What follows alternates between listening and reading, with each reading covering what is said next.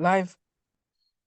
Hello, everyone. I'm Noel Gordon. Welcome to Education Solutions International. We are welcoming participants from all over the Caribbean. Dr. Dice was doing a little counting earlier on, and he has over 12. To date, he has about 12 countries participating, and I am very excited about this. And just before we have Dr. Dice greet us and we introduce our illustrious speaker, I'd like to give a few announcements. First of all, participants need to stay until the end of the workshop to receive end of workshop survey, and they will have 24 hours to complete this. So once you register and you'd like to get professional development hours for this, then you have to complete the survey at the end. And we're asking for a donation of $5 to ESI through Zephy. Zephy, the link was shared with each registrant in your registration email. The Zephyr link will be posted in the Zoom also and YouTube chats during the workshop. So if you'd like to receive a professional development certificate, then we are asking that you go ahead and complete the survey and remain until the end of the event. ESI, we are very purposeful in our attempt to provide educators throughout the Caribbean and around the world with relevant professional development. This professional development that we're offering today is very intentional. We did a survey and you shared with us the types of professional development initiatives that you'd like to have, and this one is based on one of your requests. At this time, I'm going to ask Dr. Dice to greet us. Dr. Dice? Yes, my brother. Thank you so much. I am very privileged to have everyone on with us in ESI. As the founder and CEO of ESI, I want to welcome everybody to this and every workshop that we're doing. And I also want to give my deepest thanks and appreciation to Dr. Noel Gordon, my brother, my friend, and my confidant, straight out of St. Anne, like myself in Jamaica. And as Jamaicans, we are Caribbean people. And so we want to bring greetings and welcome to everybody across the region from the US to all the way down to Guyana.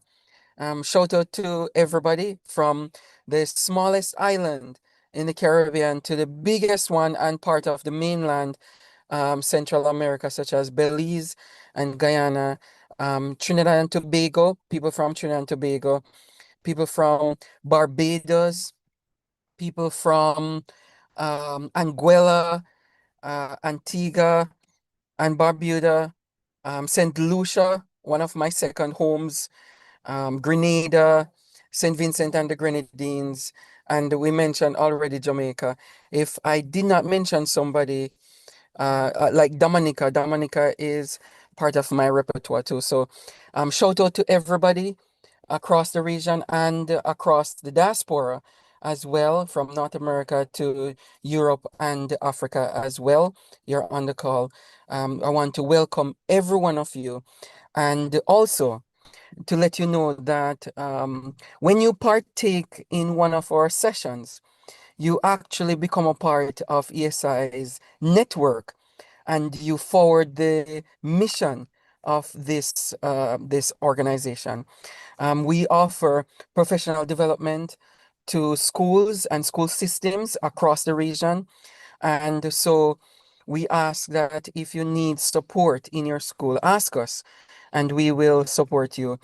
If you want to check our website at edusolutionsintl.org or just Google us, Education Solutions International, and look for us, you will find on our website so many different things that you can become a part of and ask us how to do these things in your school, and we'll support you.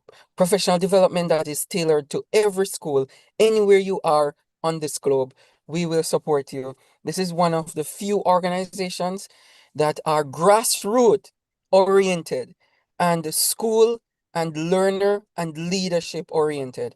So you want to reach out and ask us how to. and we will support you. The last thing I want to say is, because I gave my welcome to everybody and we're right there in the trenches with you, is that your donation for the certificate, the workshops are free. The donation that Dr. Gordon just mentioned for $5 for a certificate is just for the certificate. It's not for the workshop. The workshop is totally free. However, we do need funds to keep the organization running, and many of us have donated and contributed to the running of the organization, and we appreciate it. And we do need to support this because it's a lot. It's a lot that is going on behind the scene, and we need financial support. That is why we ask for the $5 donation for the certificate if you need a certificate. Okay, and we're using a free platform to get the donations. So support us in any way that you can, and we appreciate it very much. And it's coming right back to you when you become a part of all of this. So thank you so much for being on. I wish you all the best, and I hope that you learn all you can. For people in Belize, this is very important. The educators and educational leaders in Belize, we're just about partnering with the Ministry of Education in Belize to offer professional development on the TLI, which is your Teacher Learning Institute platform in Belize. So we're setting up the platform, and you'll hear more about it. So that you can readily get your service hours and your points for the professional development. So keep in the network, and we'll let you know very, very soon. We're on the cusp of starting super soon. I wouldn't say weeks, I would say probably days to get started, and you will get your certificate and also the points in your system. So stay tuned for that.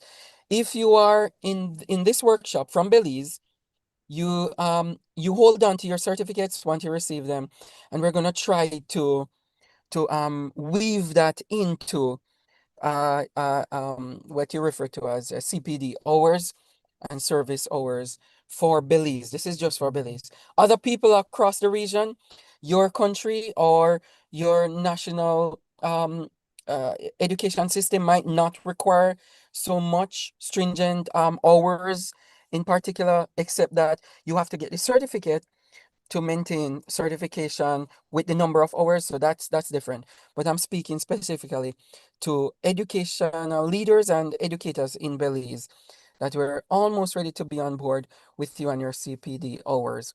So stay tuned for that. We'll send out a notification to all of you. Once you register, we have your information. We send it out. So big up yourself, Belize educators and educational leaders. You're one step ahead of almost everybody else with all of this and ESI. And we will never, never leave you alone with all of this. You'll see some real innovative and cutting edge professional development. All right, I took up too much of the time, Dr. Gordon. It's Uh, over back to you. Thank you so much. okay, Yes. okay. I'll take back my time. I'll take back my time. So just remember, guys, that if you have questions, if you are on Zoom, then you put your questions in the chat. If you are on Yes. YouTube, you put your questions in YouTube. We'll be harvesting the questions and we'll be send them over to our presenter. Just very quickly, I'm going to give you a succinct introduction of our illustrious speaker. Her name is Miss Jacqueline Hendricks White, JP. She's a Jamaican educator with over 35 years of service in public education. She holds a master's degree in special education and has served in multiple national leadership roles within the Jamaica Teachers Association, including chairman of the Special Education Committee. She currently serves as the acting principal at the Edna Bartley Academy of Excellence in St. Thomas, supporting students with intellectual disabilities. Ms. White is the founder of BONAFYED, Parenting. That's an acronym. I'm not sure the meaning of that. It's an organization supporting families living with autism, and a recipient of the Minister's Medal of Honor, Prime Minister's Medal of Honor. She brings both professional expertise and lived experience as a single parent and an adult son with autism and multiple intellectual abilities. She just informed me, and she'll tell you more about that. She received an honorary doctoral degree from an institution in the UK. This tells me that people are looking and people are seeing what she's doing. Congratulations. Without any further ado, I'll present to you at this time, ladies and gentlemen, none other than Miss Jacqueline Hendricks White. Thank you so much, Dr. Gordon. Good afternoon, colleagues. Precious gifts from God, our children are a possession to train and to teach. We are called to teach. We are called to teach individuals who are said to be special. Special because there is a limitation, there is a lacking, or there is too much of. And therefore, special timing, special strategies, special environment is necessary for these individuals to maximize their true potentials. So let us spend a few minutes as we examine how we go about creating a meaningful learning experience for students with special needs. Thank you so much, Dr. Gordon, for that introduction. We are called to teach. Therefore, we must be prepared. As teachers, we must get the requisite training in order to treat with these individuals. It is critical. We must have a knowledge, a very good knowledge of the students' characteristics, their educational background. We must understand what it means to develop an individual assessment, individual learning plan. We must understand how to assess these students. Because of the limitation, these students. Just a minute. Your voice is can you project a little more? We're losing the volume. Hearing me better? Are you hearing me better? Let her unplug the headset. See if that will work. Are you hearing me better? No. Yes, loud and clear. But I cannot hear you. Let's me. That's okay. You don't have to hear us. We're hearing you. Okay. Precious, do I need to repeat? Yes. Precious gifts from God our children are a possession to train and to teach. Colleagues, we are called at a time such as this to treat with individuals who are deemed to be in need of special care in order for them to realize their true potential educationally. It is therefore important that as we answer the call, that of a teacher, we must prepare ourselves by getting the requisite training so we can create that atmosphere if we really want a meaningful experience for these students. And I know without the shadow of a doubt that all teachers love when their students excel. We need to see our students at their very best. As teachers, in order to create this experience, we must first be equipped. We must have the knowledge. What is it? What are the characteristics of these students who are deemed special? How do we plan and prepare those individual learning profiles? We must understand assessment, how it is carried out, how to interpret it. Because our students are challenged in more ways than one, and they're not able to understand and adapt to the world around us, in the way we deem normal, they will display inappropriate behavior. So as teachers, we must understand behavior management and be able to implement such strategies. Not only should teachers be equipped to deal with the students, but we must be trained and have the knowledge to treat with the parents of these special needs students. Education for me is a threesome. In order for anyone to be educated, there has to be a relationship, a collaboration. Home, student, and school. We ought to be on the same page. So now that we understand that as a teacher, we ought to be prepared, we are prepared. We are going out to, at my school, our motto is adding value through skills and experience. And as teachers, it is indeed our duty to add value to the lives of the students placed in our care.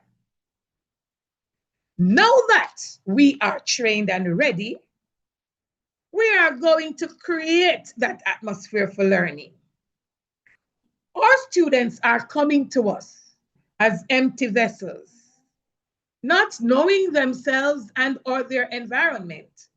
And it is for us to build that self-esteem, to make life meaningful and purposeful. When we get them in September, what do we do with them? We just take them and start to teach? Is that what we do? Come. Is that what we do? Is that what we do? No. First of all, we are going to observe them. We are going to observe. We're going to make notes. So I encourage teachers for the first 2 weeks of the term, the school year, create an atmosphere in your classroom where students have the opportunity to experience different aspects of life. Observe, interact, try to have a conversation, make notes, make notes. All teachers, more so special educators, are permanent secretaries. We have a big role to play. And it is important that as we make note, we look at the strengths and weaknesses, the fears and opportunities, fears, threats, and opportunities for our students. Now that we have done that, we are ready to teach. One size doesn't fit all. As teachers, more so special educators, you must have an open mind.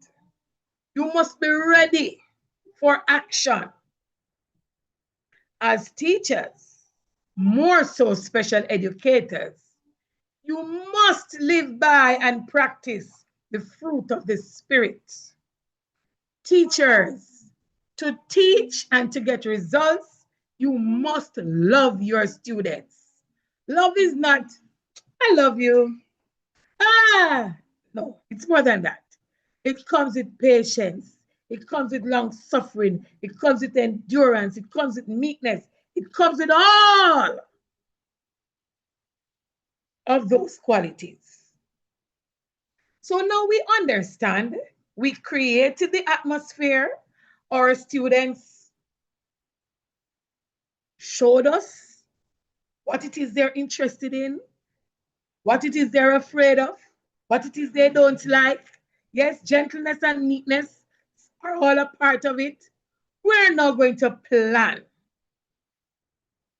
Because of the diversity of the challenges of the students, I do not recommend a class larger than 10. If you go to 12, you should have an assistant. The support system is important.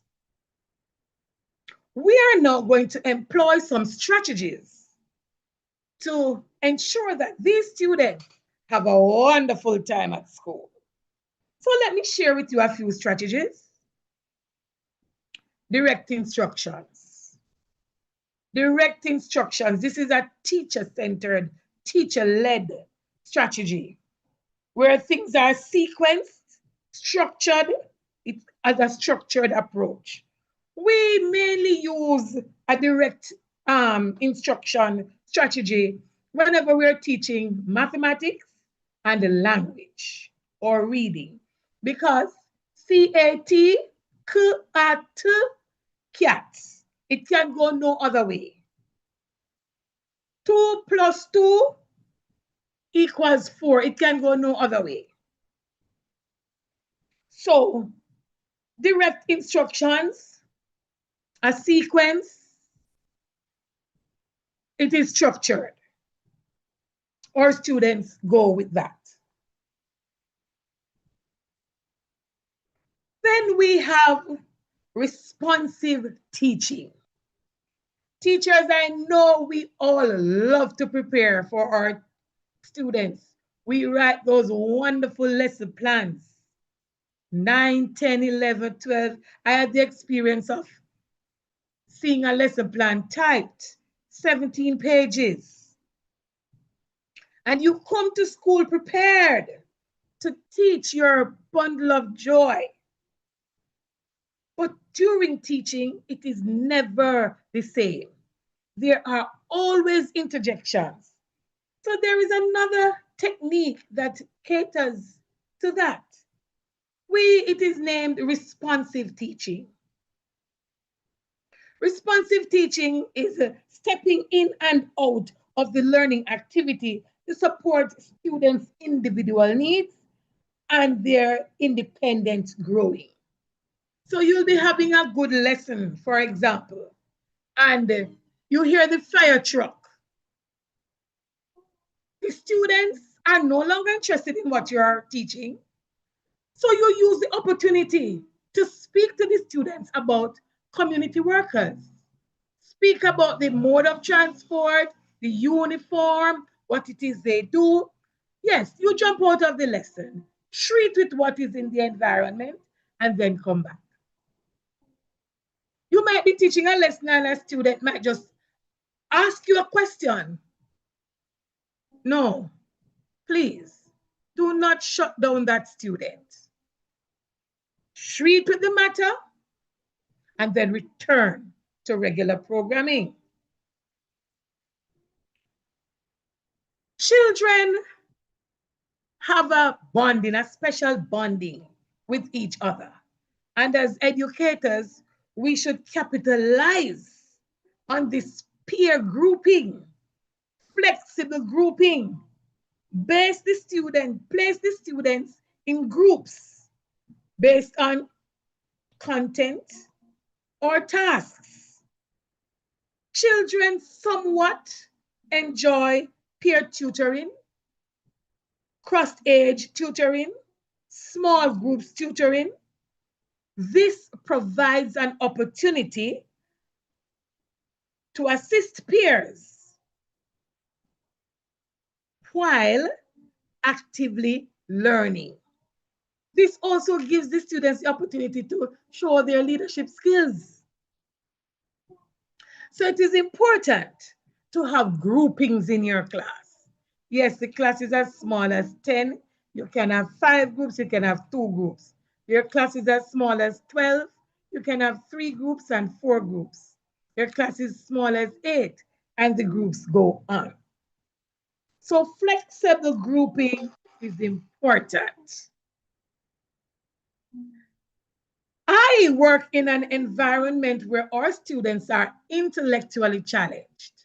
That simply means they operate 3 or more grade levels below their chronological age. It means the wiring of their brain, it's not normal. For the most part, they are skewed to a particular feature a particular task, a particular environment. In special education, the children learn best from doing. So the fifth strategy for the day is hands-on learning. Getting students involved. Getting students involved. Getting students involved. And in order for this to really take off, there is the need for resources. Resources, resources, resources. I told my teachers when I was in the classroom, I didn't ask my principal for anything because somehow resources are scarce. And I don't like no. I do not take no for an answer. So instead of me asking my principal for anything and I get a no, I go and shop. I go and shop for my students. I'm always shopping for them. And even today, I am still shopping. I shop for my teachers and my students. It is important that we get resources. Resources, resources, resources.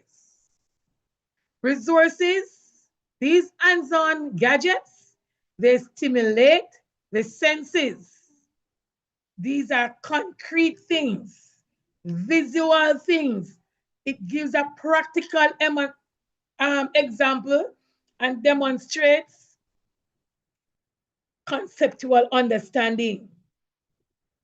Hands-on learning assists students with intellectual disability because of the real life experience approach.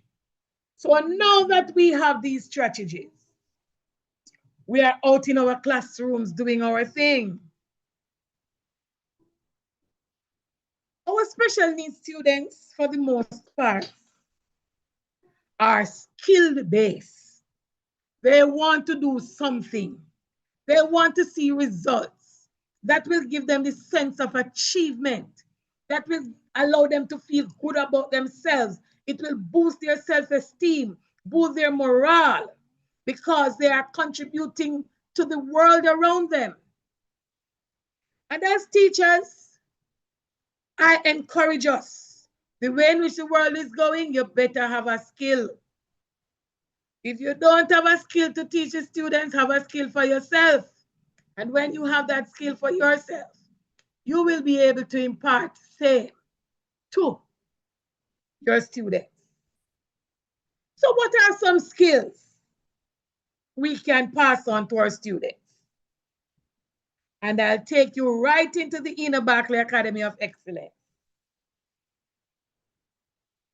One good thing about music, when it hits, you feel no pain. So hit me with music.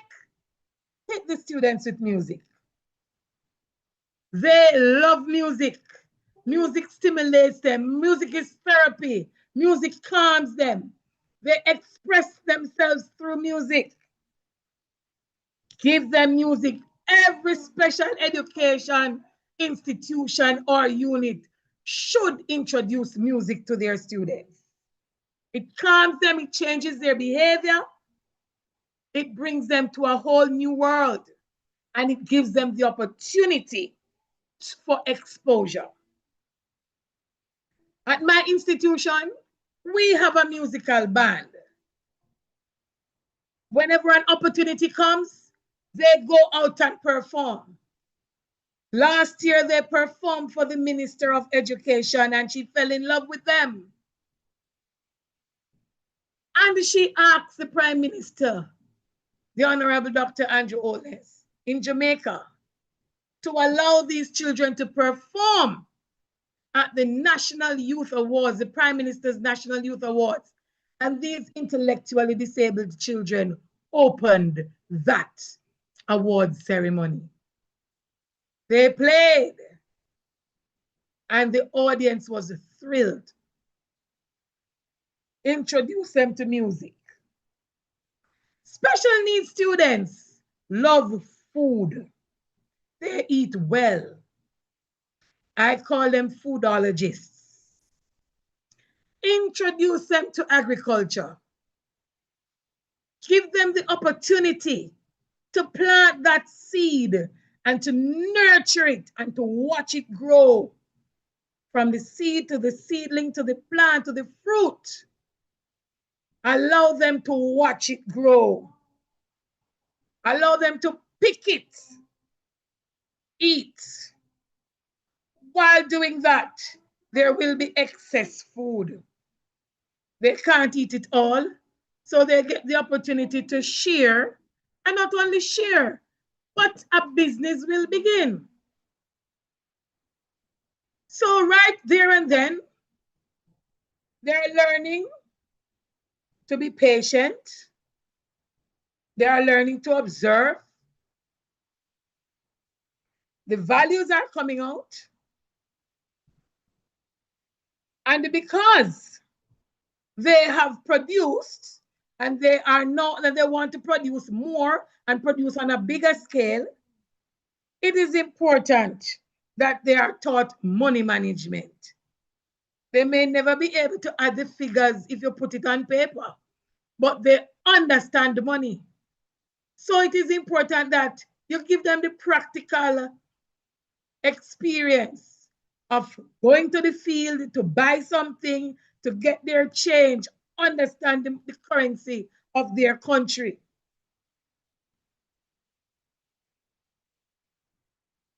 They plant that food.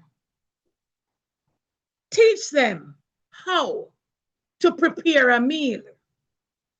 So our students, they are agriculturalists. Our past students, we have past students who are doing business on the farm. Our students enter competitions, 4-H competitions. They are intellectually challenged and they are doing a good job in the competitions, representing the parish at the national level. So now that they have planted the crops, harvested them, you are now going to teach them how to prepare a meal. Can I tell you, my boys who were disruptive, it's just such a pleasure for this school year to see them all dressed in their aprons and hats. And as I told you, I have a son who is 23 years old and he's in my space now, wanting my attention. And I have to share his time with you. Home management. Let them get in the kitchen. Let them prepare a simple meal, breakfast, one-pot meal. Use the things from the garden to prepare meals. So they do cooking, they sew, and they learn how to do home duties, to set the table, to tidy the house, to wash the dishes. At school, some of our students, at lunchtime, they go and they assist in the canteen with the washing of the dishes and the tidying up of the kitchen. They prepare meals in class. Whenever they do that, they tidy their areas. So they're learning home duties. The other day,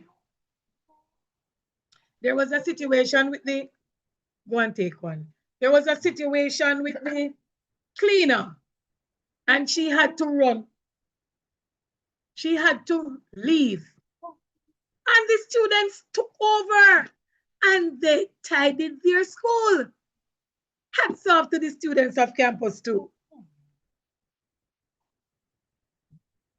They are able to plant the food.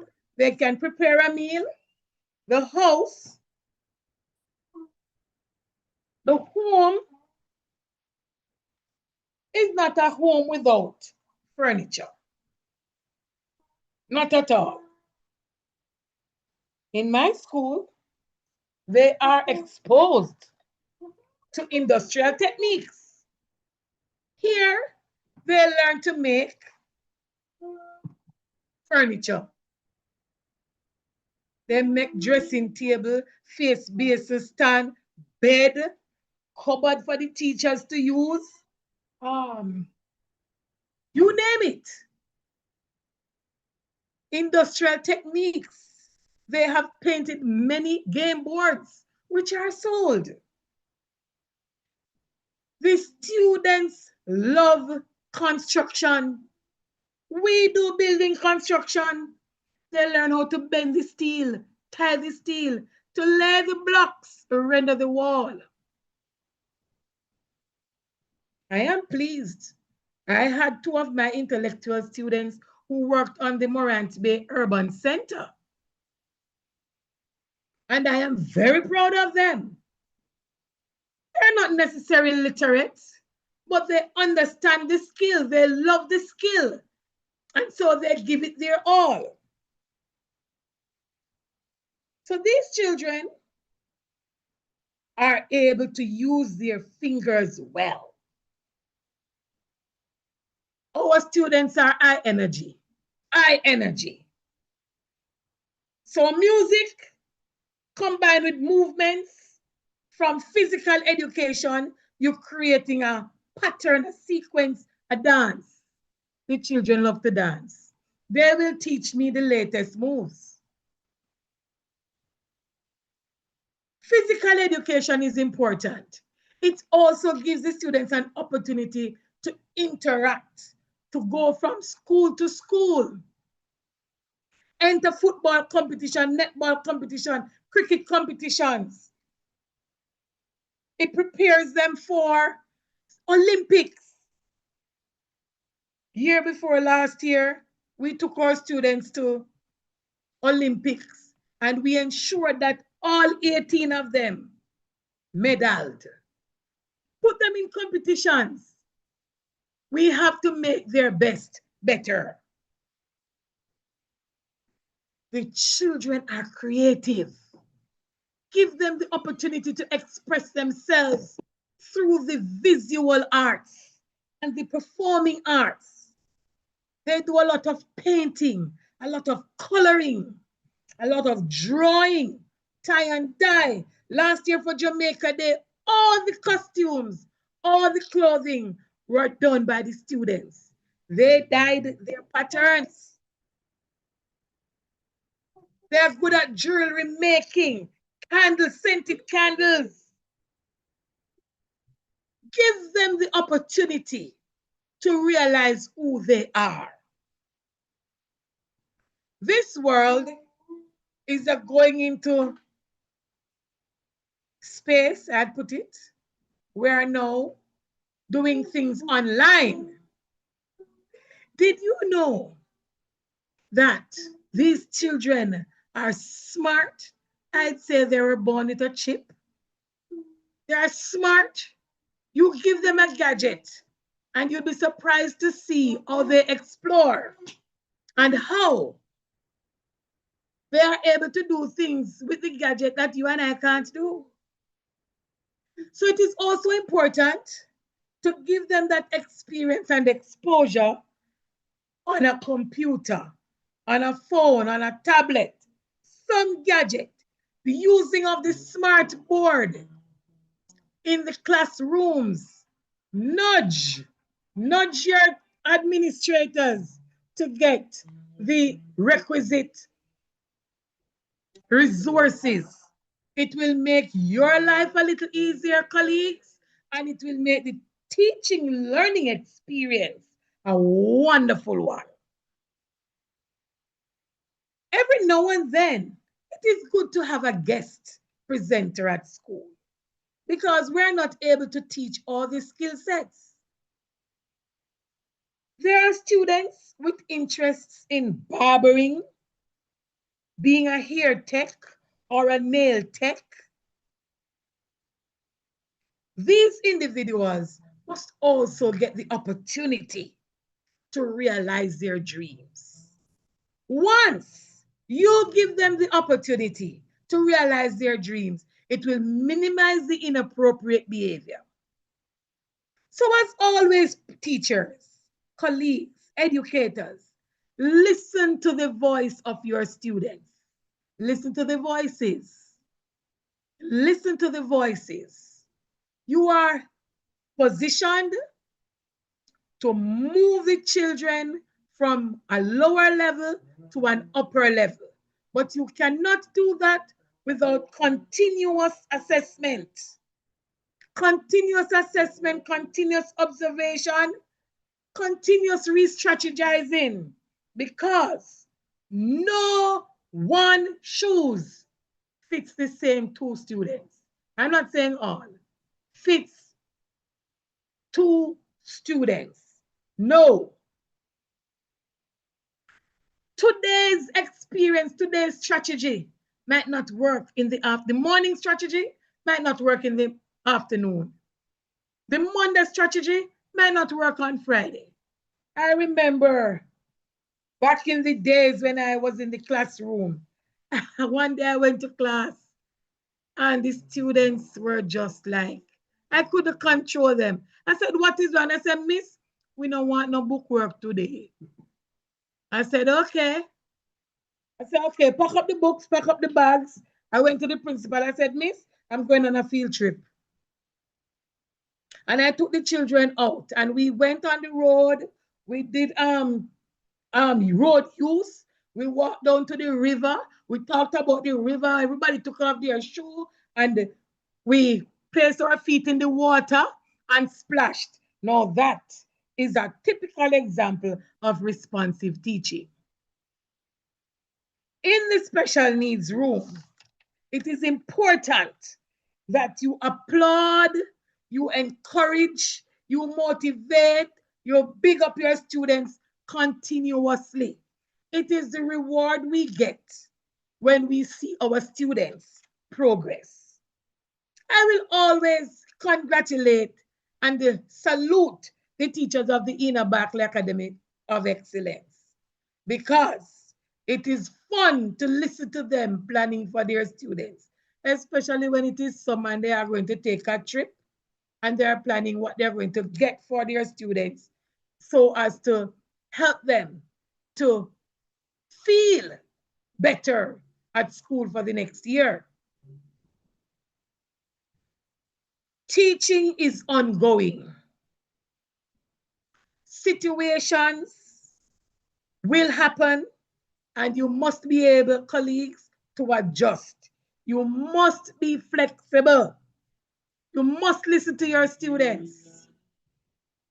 We've had the opportunity of our students entering JCDC and winning medals, entering not just the performing arts, but the culinary arts.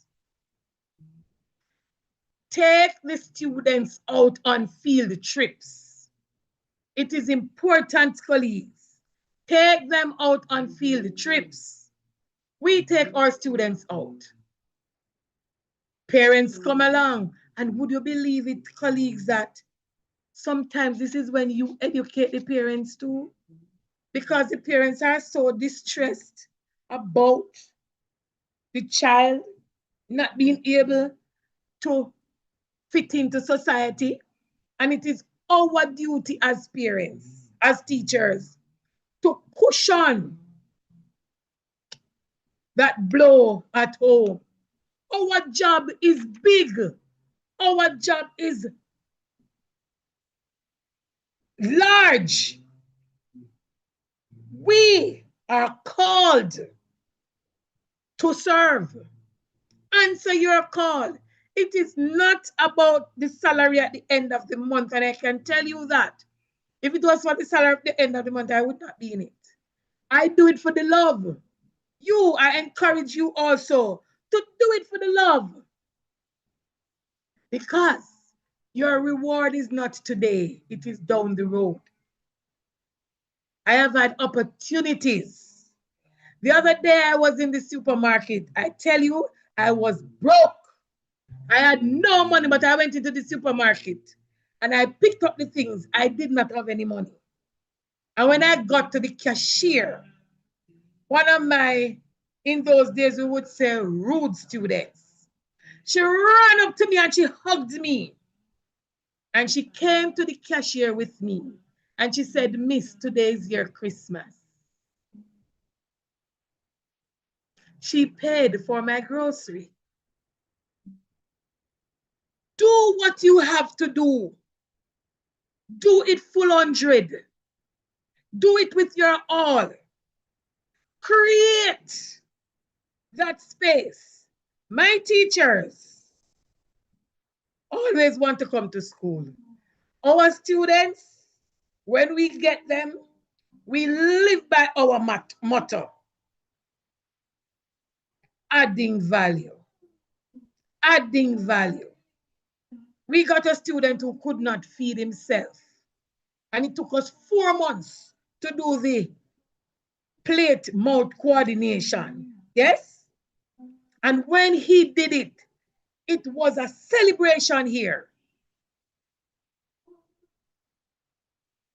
Work with what you have. Meet the students at their level. Take them a step higher. Take them out. Talk to the parents. Dress comfortably. Dress appropriately. My teachers are always at school. They're always at school. And if they are not at school, they have to explain to their students, even the nonverbal ones, why they're not at school. Because we have created that atmosphere that is conducive to learning. That is our job. And I tell you, colleagues, when you do what you are supposed to do, your salary multiplies. When you shortchange the students, you are miserable with your salary. Teaching is a beautiful career, more so teaching students with special needs. I challenged my teachers and I challenged my students. And we actually did an external exam. We did an external exam. We sent 2 students first and then 3. We did visual arts at the CXC level. The first time around, we got 1 grade 2 and 1 grade 1. The second time around, we sent 3 students. We got 1 grade 2 and 2 grade 1s. It took a lot of work. It took us about 3 years to prepare those students. And as we answer the call, colleagues, remember, you're not just there as an instructor. You are there to guide. You are there to care. You are that mother. You are that auntie. You are that nurse. You are that financial advisor. You are the counselor. Yes, and most schools, we are now being equipped with guidance counselors. But you are the counselor. You are the confidant. You are the role model for these students. And it is important that you put the right picture out there, because you will plan, you'll do your lesson planning. But your students learn more from the unplanned curriculum. That is what you do outside of the classroom. How you carry yourself, your hair, the colors you wear, the clothing you wear, how your clothing looks on you, how you speak to them, how you walk along the corridor, how you relate to your colleagues. They assess us also. When you create that atmosphere, you will enjoy your job. Teaching is fun. Be reminded, you are called at a time such as this. Remember, I believe that children are the future. Treat them well, and they shall lead the way into the future purposeful.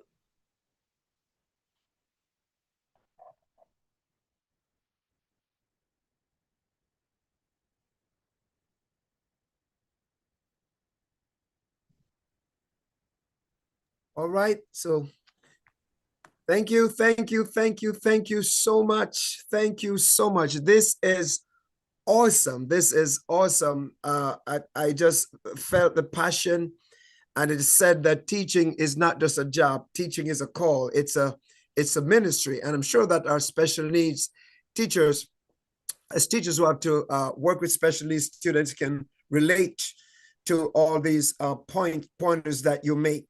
I've had the opportunity of supervising special need teachers or teachers who have to work with special needs students, and it is really, really a daunting task. But if the passion is there, you can overcome all the obstacles. If you have any questions, Dr. Dice, I don't know if you found any questions, but while we're waiting for Dr. Dice to see if he has some questions, I'd like to ask, first start off with a question. Remember, if you have a question, put it in the chat for us. Now, here's my question. Excellent presentation. If a teacher has to start with just one shift tomorrow to improve learning for students with special need, what should that shift be? Ensure that that child has had a meal. I wasn't expecting that. Repeat for me, doctor. No, it's great. That's a great response. I'm saying I wasn't expecting that response. That's a great response. Go ahead, elaborate on that. Ensure the child has had a meal. Because if the child is hungry, they're going to display inappropriate behavior. So at our institution, we have a breakfast program. They might get a cup of porridge or a sandwich with a hot drink or a boiled egg. You know, this is so profound because I'm doing some studies right now, some personal studies, and I'm trying to look at a belonging-centered school environment. You know, just for, it says that a student cannot learn unless they feel safe, unless they feel that they are honored, unless they feel that they're respected. So that response that you gave, that's phenomenal. And I'm telling you, it's very emotional for me because many times we talk about the response to intervention. What are our students learning? Are they getting the math and the English and the science? But we remove from the affect domain, because if students don't feel comfortable, if we're not sensitized to trauma-informed education, or we understand the challenges that the students are dealing with, and we can be empathetic towards them, they have to first love us before they listen to us. So I think that's amazing. Dr. Dice, any question? I have lots of questions here. Have you seen any questions yet from your end? While I'm waiting for him, I have loads of questions. Another question for you. What are some common practices in our schools that unintentionally limit students with special needs, even though they meet the rules on paper? Repeat.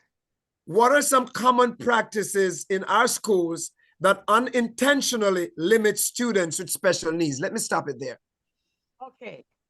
Unintentionally, large classes. Large classes, lack of resources, they limit process. Yeah, and what do you do? How do you address that? How do you address that? I often encourage teachers or some administrators, if it is possible, to get support for the teacher, the class teacher. That is in the form of a shadow, somebody to work, supervise one-on-one with the student, and or a caregiver. So instruction. Repeat that for us. Encourage the use of shadows, support systems that will help the teachers. When that shadow is an individual who is given specific or direct instruction to assist individual students. Wow. Awesome. Awesome.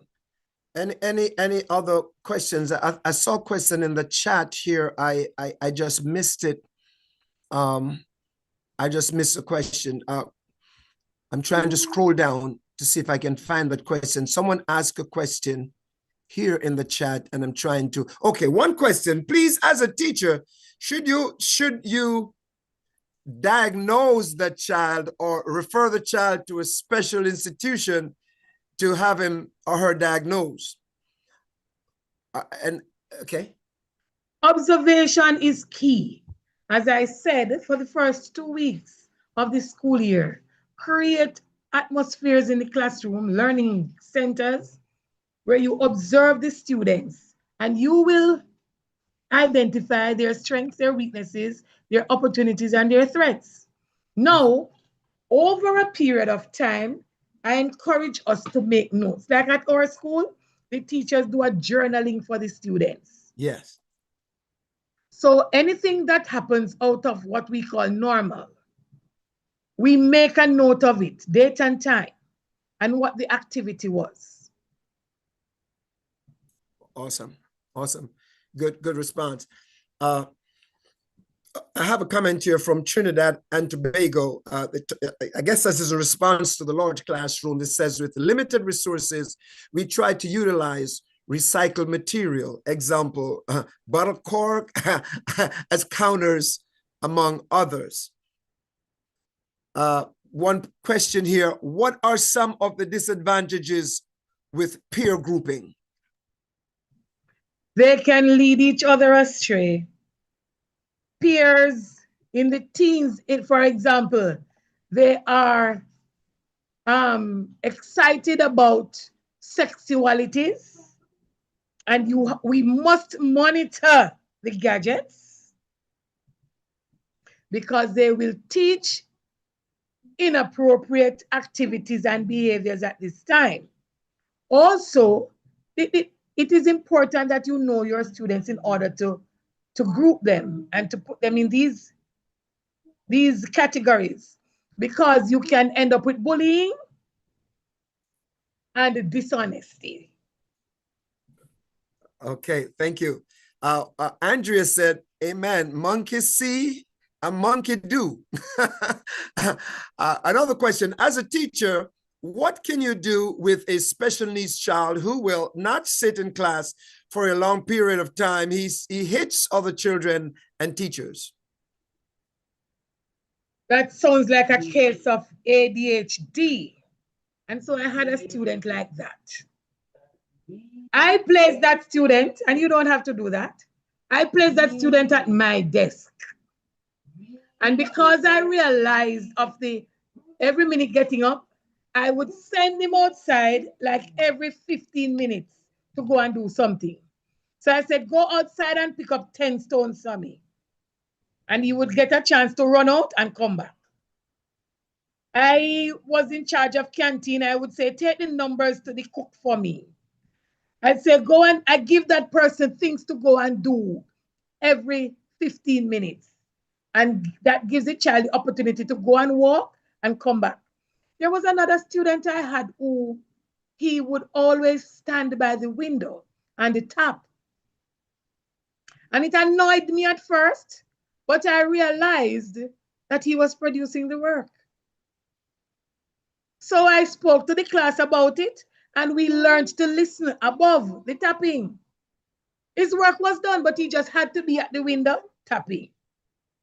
And it is important, colleagues, that the environment must be so facilitating. I had an area in the classroom where I had a piece of linoleum. I had students, that is where they would stay to do their work. They would not sit around the desk and the chair. So it is important to understand the learning style of the student. And that is why it is important to have a small group that you can control. And that's so very, very, very important. We, in my capacity, in my school district, we would convene teachers, we call them intervention referral services meetings. And we would have students who would not sit around the teacher, would spend a lot of time trying to keep the student quiet. And if you do brain-based studies, etc., you find out that the energy that it takes for that child to sit still, nothing is left for the child to absorb the information that you're giving to that child. So we have to find a way to adjust, allow the child to, so we build in that plan, the student improvement plan, allow the child to get up and move around, or give them little balls to squeeze, or whatever the case might be. We have to be able to be flexible. You bring all back my passion for education. Okay, we have a few more questions. What do you think about the inclusion of special needs students in mainstream school? We are one family, and special needs students have their strengths. And so when you identify the strength of the student, say for example, this child does well in home economics, send the child to the home economics class with the other students. Create the environment, and it is good to also educate the other students about these special needs. Students, these students in need of special education. And remember that special education is a service. It's a service you give unto these students who are not as quick, who need extra support.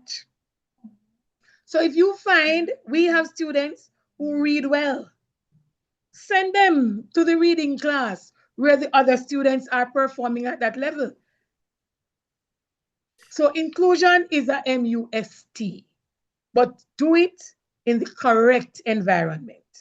Yes, your answers are so profound. We taking that eclectic approach because we have to make sure that the students are in the least restrictive environment. The student might be poor in math, but the student is brilliant in English language arts.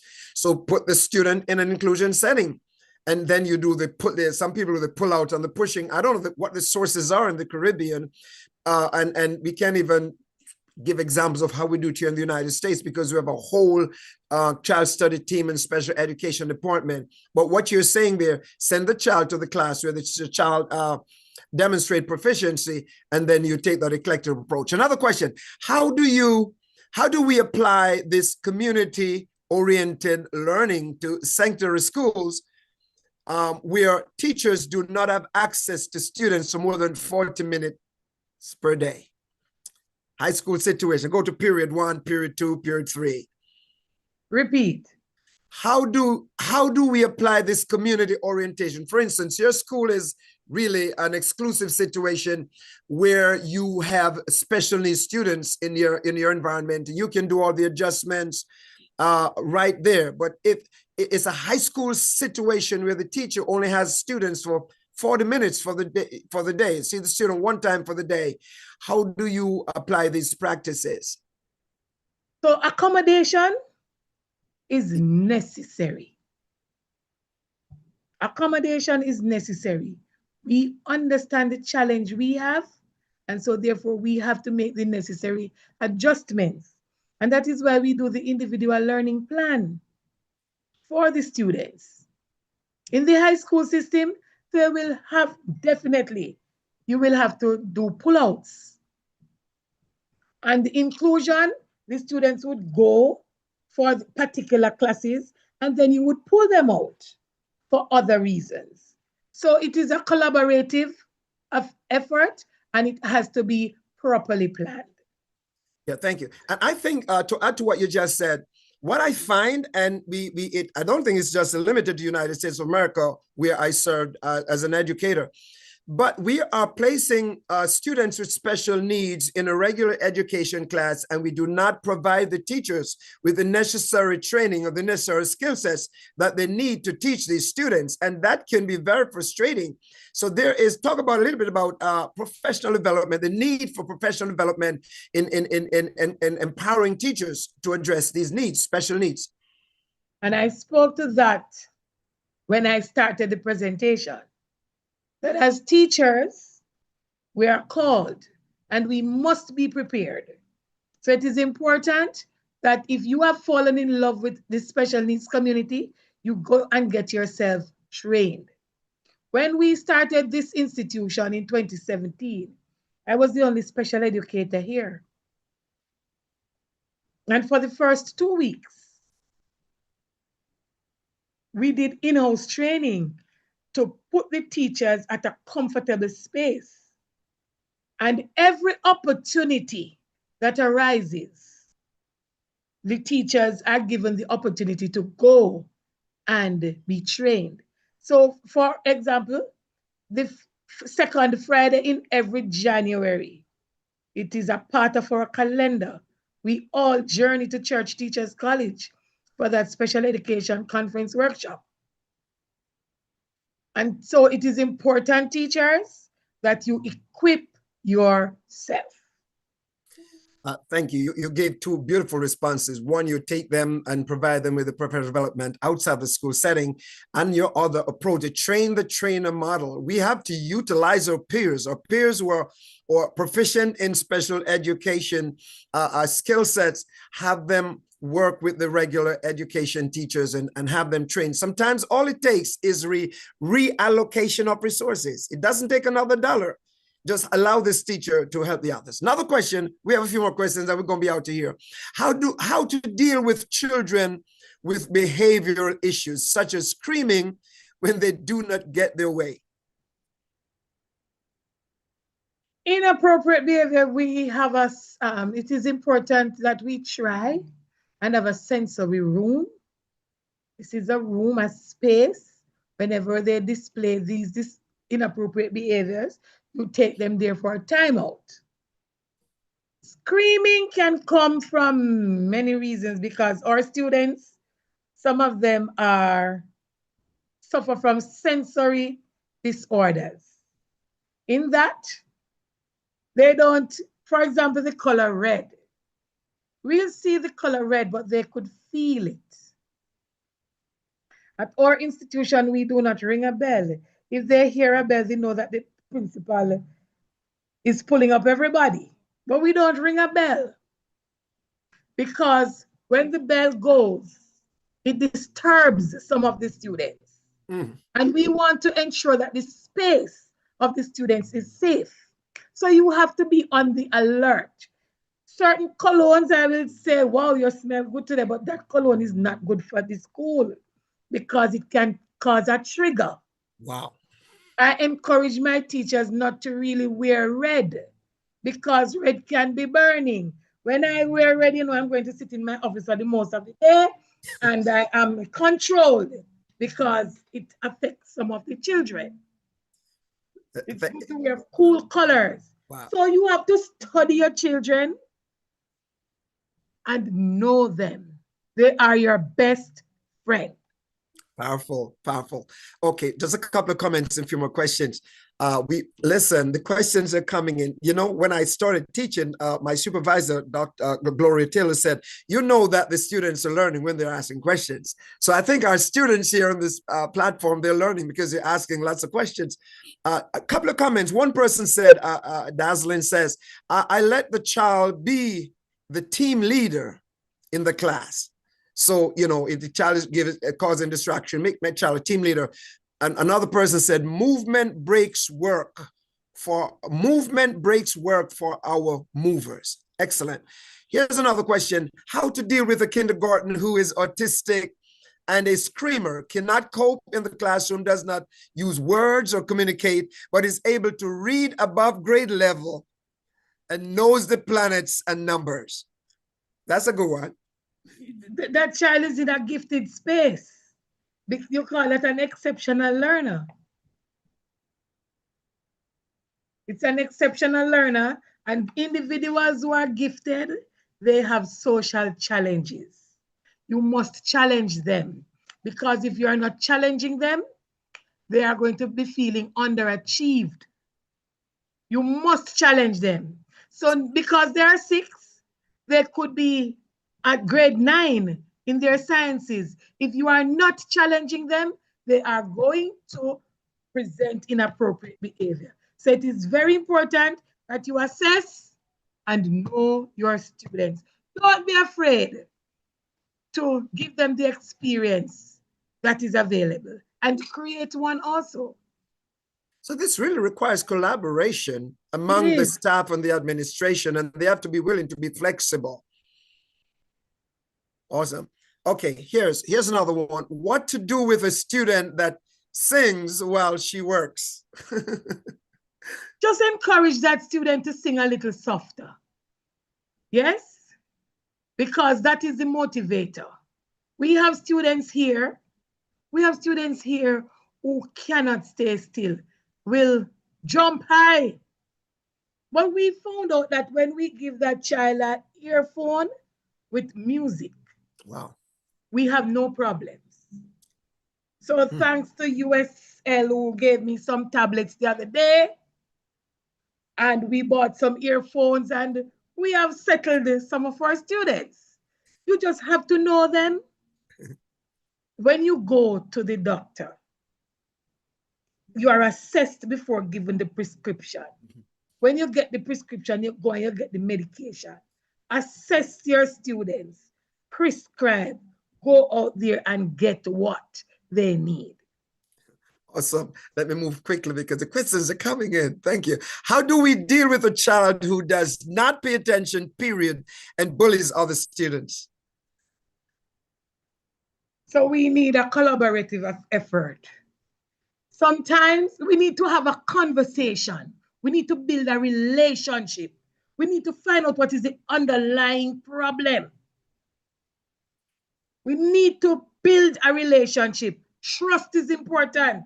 The safe space. They might not be safe where they are. When they come to school, create a safe space. A hats off to most of my ancillary team. They are involved. They behave like big brothers to the students. So when a teacher is overwhelmed, the ancillary staff will give us support. That's so powerful. Yes. Oh my goodness. You see everybody, the security officer, the ancillary staff, the secretary. It is just a collaborative effort. Everyone is valued. Let me read a few comments that are in here in the chat. Special needs students in the mainstream classroom are catered for through differentiated instruction. All students learn differently. Now, I hate to see classes that are so decorated that there's no blank space. Sometimes these can overstimulate the child. Another comment, this is such an awesome presentation and the involvement of our audience. This person says, inclusion is excellent because the other students will eventually appreciate special needs students. Indeed, correct environment is the key. And this person is, I don't know if they're quoting themselves or they say their name is Rebecca Greenwood McCoy, whatever. Okay, let me read now. Althea Grant says, how do we deal with a child who is special? In this case, a child is advanced for his age. The teachers keep saying the child is rude. He's diagnosed with ADHD. I spoke to that earlier. If the child is gifted and or talented, the child will be performing 3 or more grade levels above his or her chronological age. And it is important that you place that child in that class. The child must be challenged, because if they are not challenged, they're going to feel undervalued and they're going to turn that energy in a negative path. Okay, thank you. There's a question here, but I think you already answered that question. I don't need to add anything to it. What is your view on integrating special needs students in the mainstream classroom? I think you probably addressed that already. Yes. Okay. Okay, here's another question that's coming from Chanel Hall. How do you deal with a child who does not speak or say just a simple word to understand them? They only make noise in the class. Sometimes they run away from the class and disrupt the class. How do you get them to settle down? Please note, this child is taking speech classes. Picture clues, picture cues, picture clues. You have pictures for everything. Picture you want to go to the bathroom. Picture you want some water to drink. Picture. So you have all these pictures. They understand the pictures, and whenever they need to communicate, they'll take up a picture and show it to you. Awesome. I don't know if you ever have a presentation with so many questions. That's good. Just let me just interject you and say the end of workshop survey must be completed in order to receive your certificate of completion. So even if you're $5, I saw a question earlier, $5 isn't ready today, complete the end of survey and end of workshop survey, and we have that on record.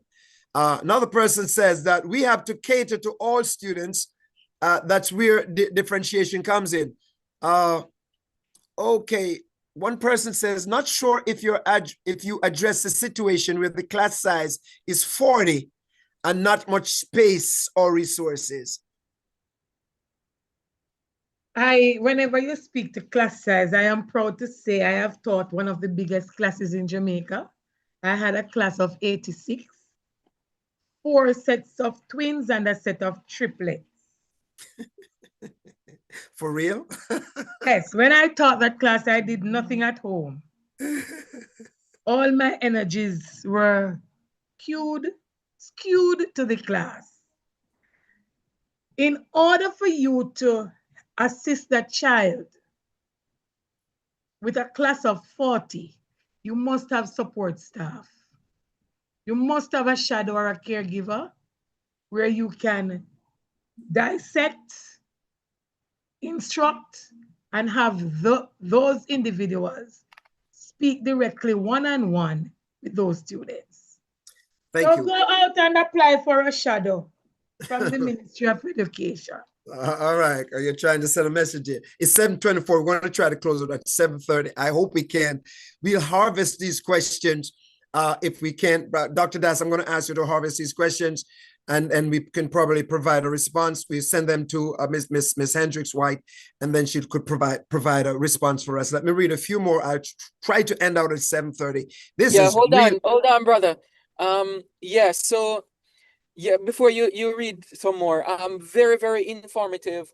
And also, as you said, the questions, once we get them, we'll get some answers for them, and also provide more encounters like this with workshops and conversational workshops like this, so that people will get the answer. I want to say thank you to Miss Hendricks too. Very, very informative and conversational to what even deeper levels than what you're familiar with in our workshop. So it's pretty good.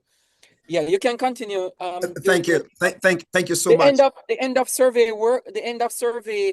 of workshop survey link is in the chat. So people need to go ahead and fill that out as soon as possible. Yeah. All right. You so much. Yeah, back to you. Thank you. We're not going to keep you beyond 7:25, but this is, let me tell you, we have record numbers of questions, and we can't wait for next week when we have Dr. Dean Robinson, who will be coming to you. He's actually, he worked as an educator in Jamaica for many years in one of our upscale schools in Kingston. He's also a graduate from the University of West Indies. He will be coming in next week, and he also will be speaking special education needs. And as Dr. Dice said, we're going to try to put a forum together. So if you're interested in being on that forum, just reach out to us, and we probably have a forum of 4 or 5 people, and we'll just have a conversation to drill deeper on the special education situation. So one of Thaddeus says, needs termed special are found on a spectrum. Needs termed special found on a spectrum. It moves from mild to severe. Hence, addressing these special needs, we provide accommodations, adaptations, and modifications to meet various needs. I think you should be one of the person on this panel, so please reach out to us. Let me just go down and see if there's anything else. There's lots more. This person said, I find out my nephew, oh, I can't read that one. It wasn't written properly. All right. I tell you what, here, how do you deal with a child? This probably is the last two questions we're going to be asking. How do you deal with a child that is a 5th grade which is autistic and get easily distracted when given tasks to complete? Are you there? Yes, I am. Okay. An earphone is always critical. It blocks out unnecessary sounds. Children on the autism spectrum do not do well in noisy environments. So I would encourage you to utilize an earphone. Yeah, thank you. I think I'm going to close out with this statement because time is of the essence. Thank you, Mrs. Abraham Moyes, for raising this point. She said, to add, sometimes teachers or schools are not informed of the type of disability the student may have after being referred to the school by the professionals. So sometimes it is challenging for the teacher to attend to the needs of the child. Could you give a comment on that? And I'm gonna come behind you because I want to say something on that. Repeat for me, please. In other words, a student is referred to the school and they didn't provide you with the individual improvements plan to tell you what the diagnosis is and what the recommendations are. They didn't provide the psycho-ed assessment. The psychologist, for example, to come to my school, the psychologist has to send a report. There are some students who, when we were not licensed to do it, there are some things we look for, there are some questions we ask, and if they are positive, we will understand that they belong to our institution. Mm-hmm. But it is important for the psychologist to do an assessment. They will tell you exactly where the mental capacity of the child is, and they will suggest recommendations. Thank you so much. We're going to close out with that last questions.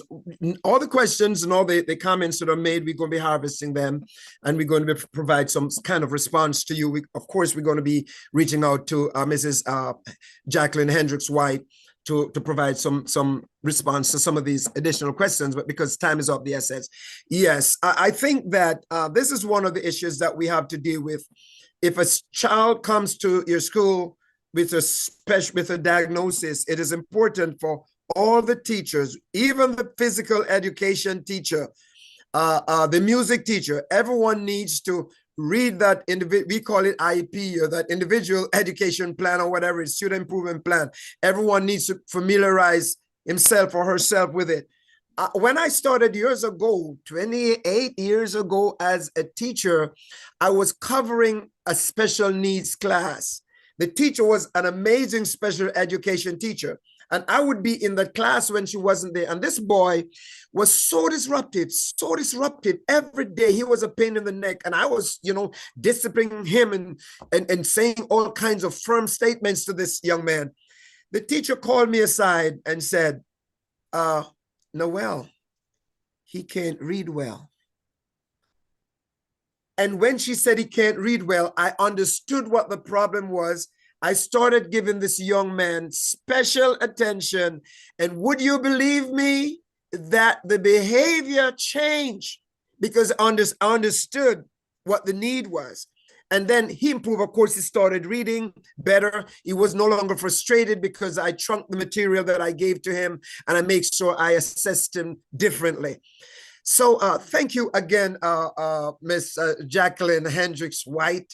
We are so thankful for this amazing presentation. You see, anybody could come to the table and do a research and come and present some points and put up a PowerPoint presentation. I'm not against PowerPoint presentation, but when you came to us with your passion and with your experience, this is what educators like. We like the authentic approach to things because we all can go read and give a nice presentation. So we thank you so much for lending us your time, and hopefully when we do that forum that you're able to come to be with us again. Thank you so much. And thank you folks from all over the Caribbean. I heard that we have over 12 different countries and a host of folks from here in the United States. Dr. Dice said we have lots of people from here in the United States who tune in. Listen, you are also very special. We're looking forward to see you not just on social, on the air, but we're hoping that we can come to your country and we can sit with you and have conversations. All right? Have a wonderful, wonderful evening and take care. Back to you, Dr. Dice. We're over and we're out. Take care. Thank you. Thank you very much. Yes, thank you, everybody. Have a good evening. See you on Monday. See you on Yes. Monday the 16th. Thank you, Dr. Gordon. Thank you, Miss Hendricks.